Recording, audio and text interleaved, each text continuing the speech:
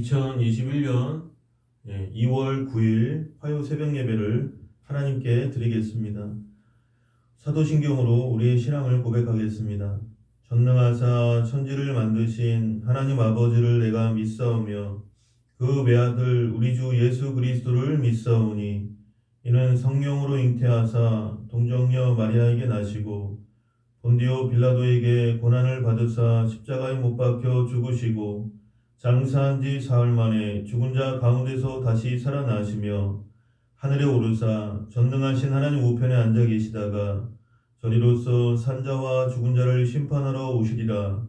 성령을 믿사오며 거룩한 공회와 성도가 서로 교통하는 것과 죄를 사하여 주시는 것과 몸이 다시 사는 것과 영원히 사는 것을 믿사옵나이다. 아멘.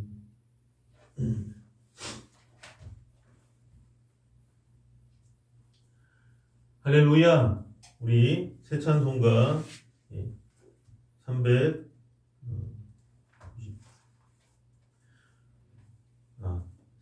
413장 찬송하겠습니다. 내 평생에 가는 길 순탄하여 늘 잔잔한 강 같은지 금풍 바로 무섭고 어렵든지 나의 영혼은 늘 변하다. 내 영혼 평안해. 내 영혼 평안해. 저마귀는 우리를 삼키려고 입 벌리고 달려와도 주 예수는 우리의 대장 되니 끝내 싸워서 이기리라. 내 영혼 평안해. 내 영혼 평안해. 내 지은 죄 주홍빛 같더라도 주 예수께 다 아뢰면 그 십자가 피로써 다 씻으사 흰 눈보다 더 청하리라. 내 영혼 평안해. 내 영혼 평안해. 저공 중에 구름이 일어나며 큰 나팔이 울릴 때에 주 오셔서 세상을 심판해도 나의 영혼은 없으리. 내 영혼 평안해. 내 영혼 평안해.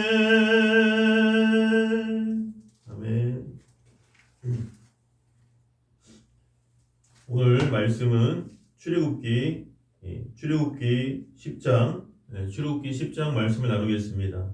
제가 말씀을 읽으면서 말씀의 은혜를 나누겠습니다. 기도하겠습니다.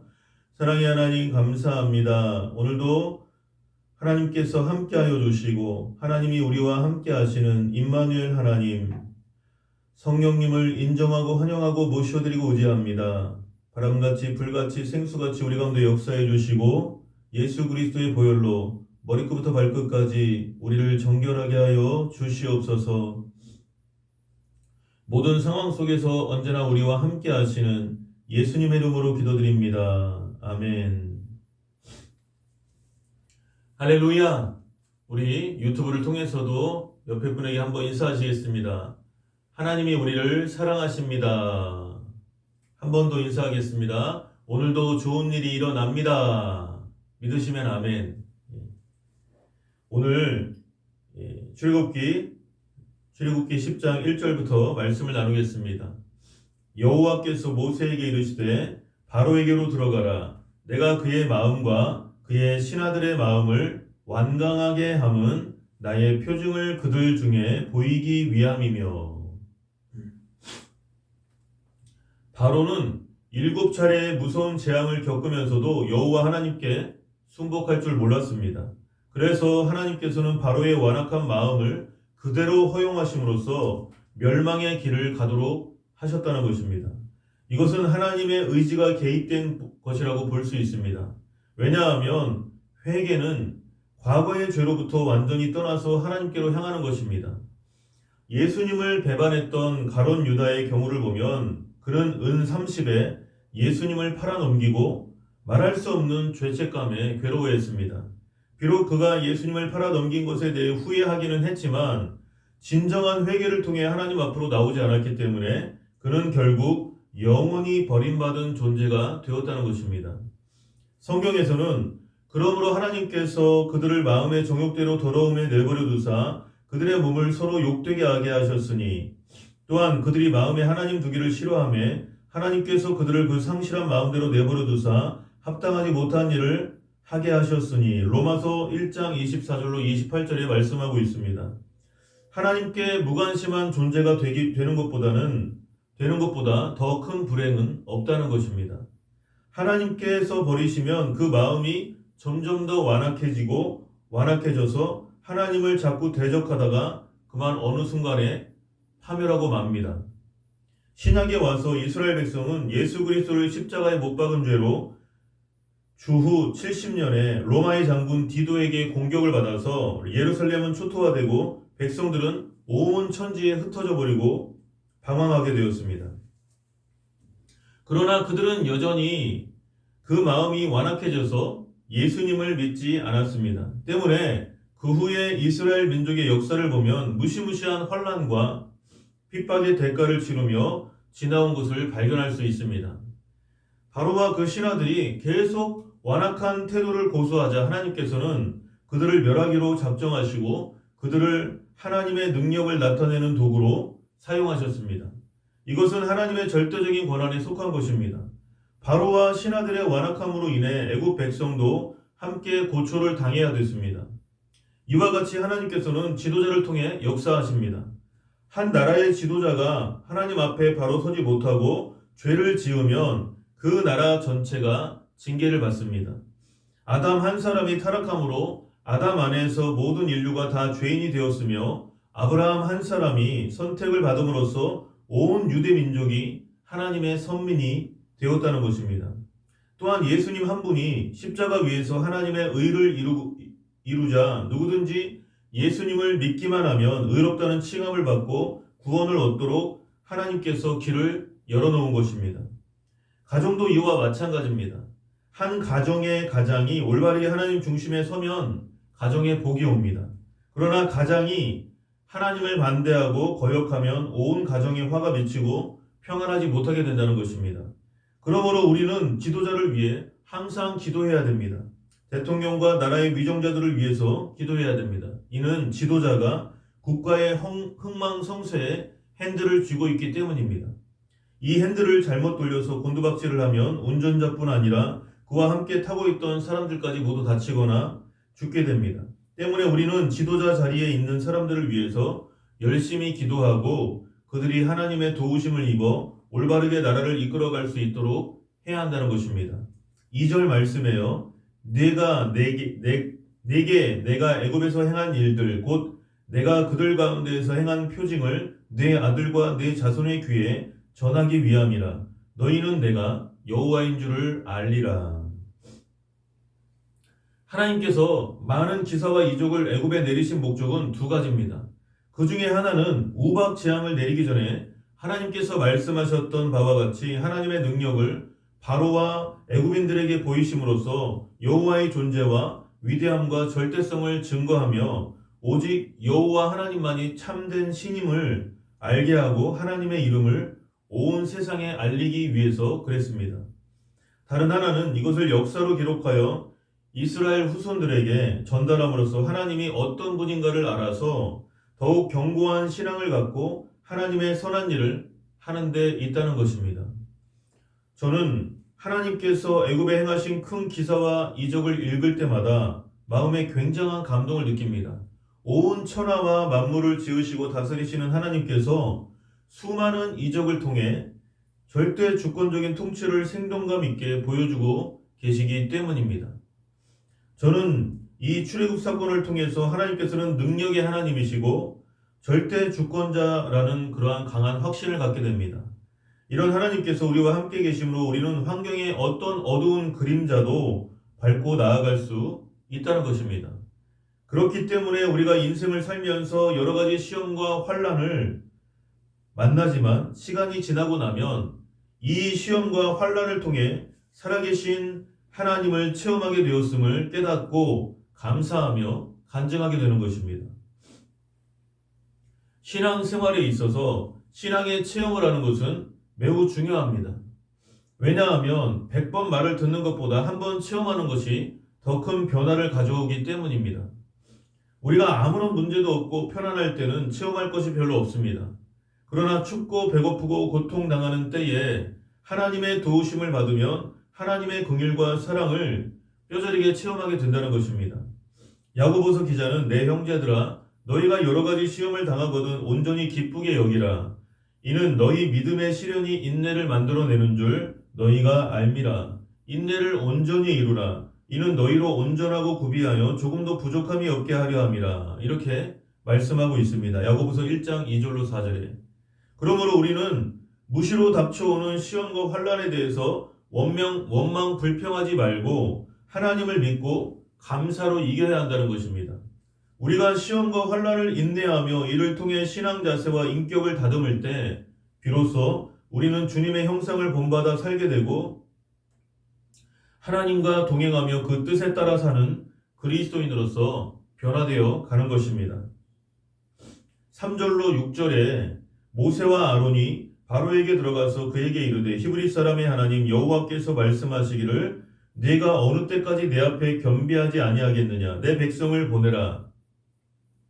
그들이 나를 섬길 것이라. 네가 만일 내 백성 보내기를 거절하면 내일 내가 메뚜기를 네 경내에 들어가게 하리니 메뚜기가 지면을 덮어서 사람이 땅을 볼 수 없을 것이라. 메뚜기가 네게 남은 그것 곧 우박을 면하고 남은 것을 먹으며 너희를 위하여 들에서 자라나는 모든 나무를 먹을 것이며 또 내 집들과 내 모든 신하의 집들과 모든 애굽 사람의 집에 가득하리니 이는 내 아버지와 내 조상이 이 땅에 있었던 그날로부터 오늘까지 보지 못하였던 것이리라 하셨다 하고 돌이켜 바로에게서 나오니.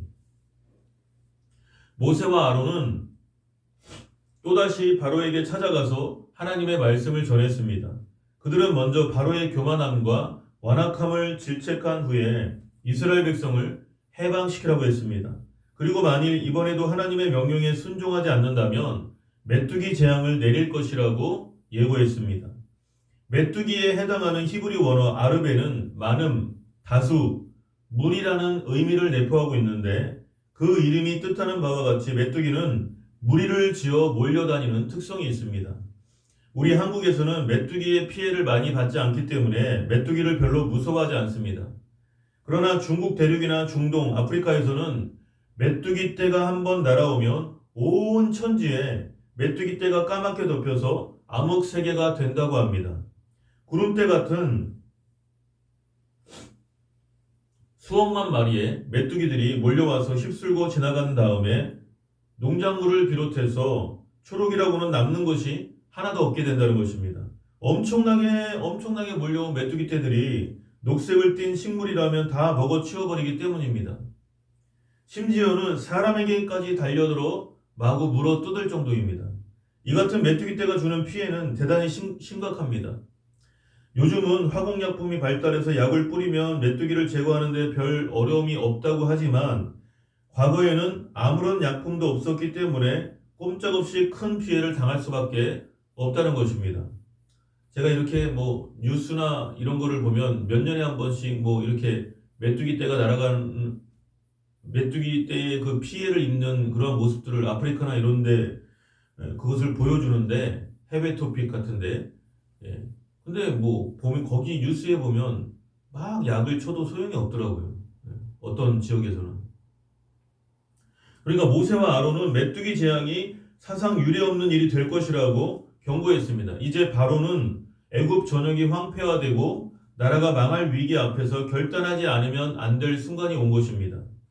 그러나 완악한 그의 마음은 조금도 움직이지 않았습니다.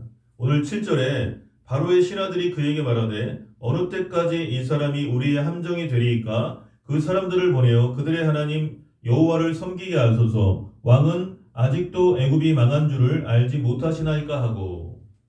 메뚜기 재앙에 대한 모세의 경고가 있자 바로의 신하들은 이스라엘 백성을 보내어 여호와를 섬기게 하자고 바로에게 간청했습니다.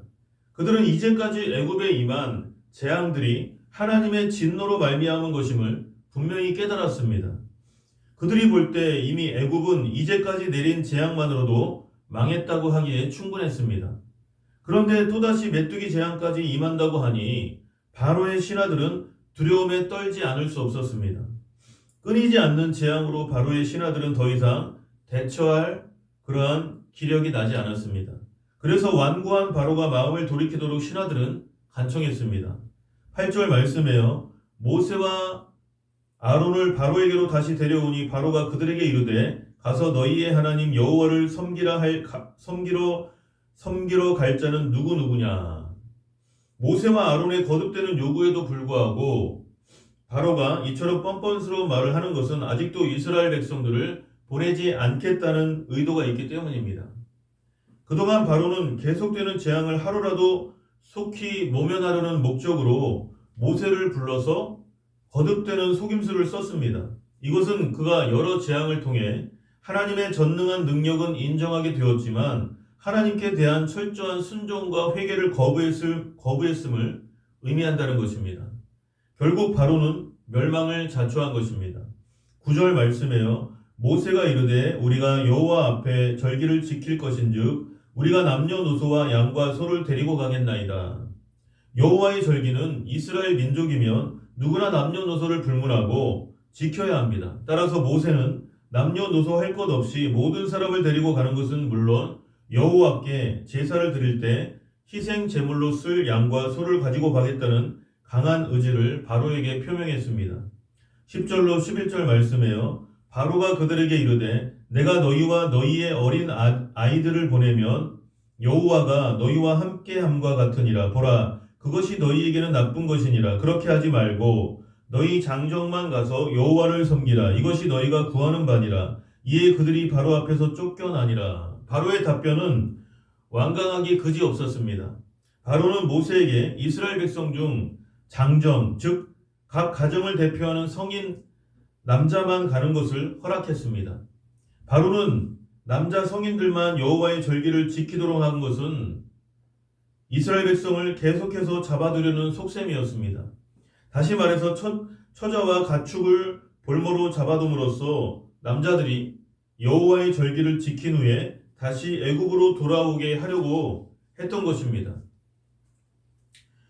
그러니까 여러분 송아지를 개울물 건너 맞은편에 갖다 놓으면 어미소가 물살을 헤치고 건너오는 것을 예전에 본 적이 있는데 송아지를 끌고서 물속으로 들어가면 어미소가 큰 소리로 고함치면서 따라옵니다.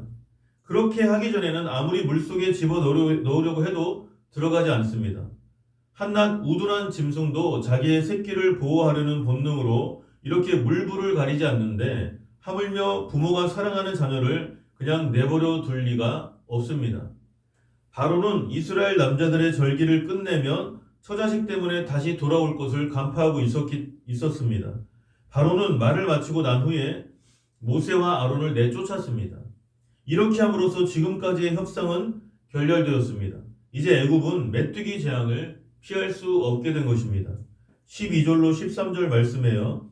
여호와께서 모세에게 이르시되 애굽 땅 위에 네 손을 내밀어 메뚜기를 애굽 땅에 올라오게 하여 우박에 상하지 아니한 밭의 모든 채소를 먹게 하라.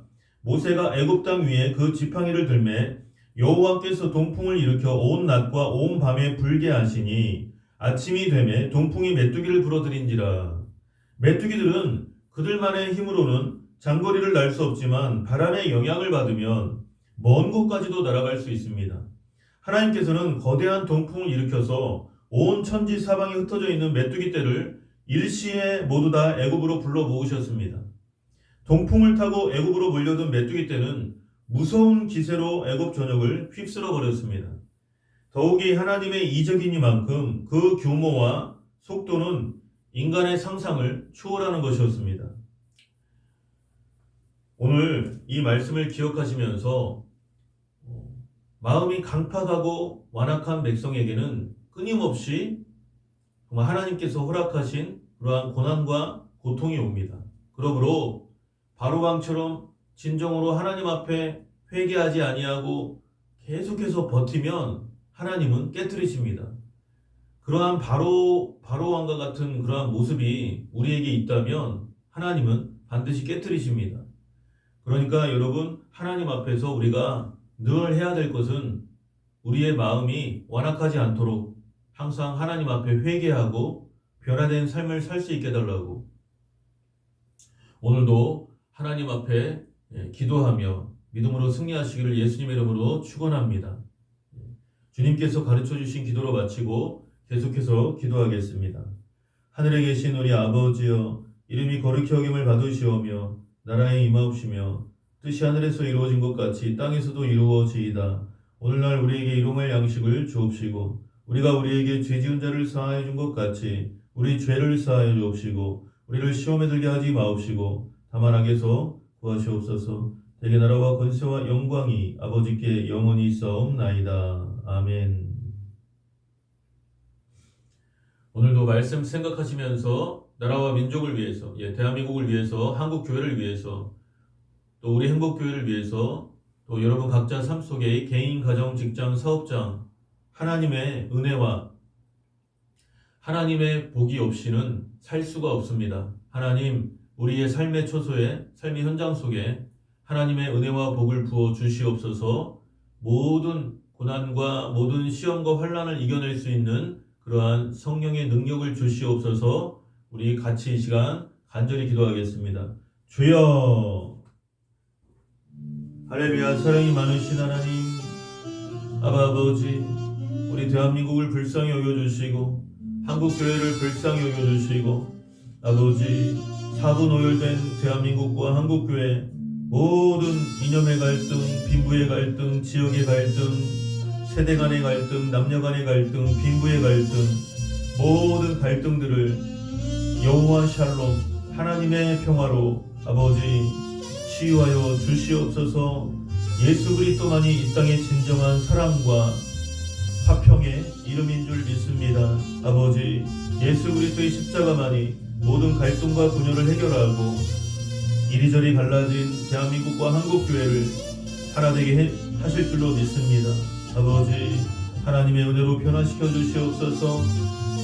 마지막 말세지말이 가까워올수록 우리 행복교회를 통해서 하나님, 아직도 믿지 않는 자들을 하나님 구원해 주시고 때를 얻든지 못 얻든지 항상 하나님의 말씀을 전파하는 우리 행복교회가 될 수 있도록, 우리 행복교회 모든 성도님들이 다 될 수 있도록 아버지 인도해 주시옵소서. 아버지 하나님 감사합니다. 아버지 하나님 감사합니다. 주여 감사합니다. 하나님. 아버지, 나의 달려갈 길과 주 예수께 받은 사명을 마치려 하면 나의 생명을 조금 더 귀하게 여기지 않노라. 사도 바울의 믿음의 고백이 우리의 고백이 되게 해주시고, 아버지, 죽어가는 영혼들을 향한 눈물이 있게 해주시고, 성령의 감화 감동으로 아버지, 우리의 가족, 우리의 친척, 우리의 이웃들에게 아버지, 우리가 복음을 증거할 수 있도록 성령께서 우리의 완악한 마음을 깨뜨려 주시고 변화시켜 주시옵소서. 영혼 사랑하는 마음이 부족한 우리를 변화시켜 주시옵소서. 사랑의 그러한 사람으로, 영혼 구원의 사람으로 변화될 수 있도록 아버지, 복음을 증거하는 자들이 다 될 수 있도록 아버지, 우리에게 역사하여 주시옵소서. 받아들이든지 안 받아들이든지 계속해서 모세와 아론이 바로왕 앞에 섰던 것처럼 바로왕 앞에서 하나님의 역사를 이야기했던 그 모세와 아론처럼 아버지, 우리가 어떠한 믿지 않는 그런 바로왕과 같은 완악한 사람들이 있다 할지라도 그들에게 복음을 증거할 수 있도록 한 손에는 사랑을 들고 한 손에는 복음을 들고 이웃에게 다가서는 그런 우리 모두가 되게 하여 주시옵소서. 예수님의 이름으로 기도드립니다. 아멘.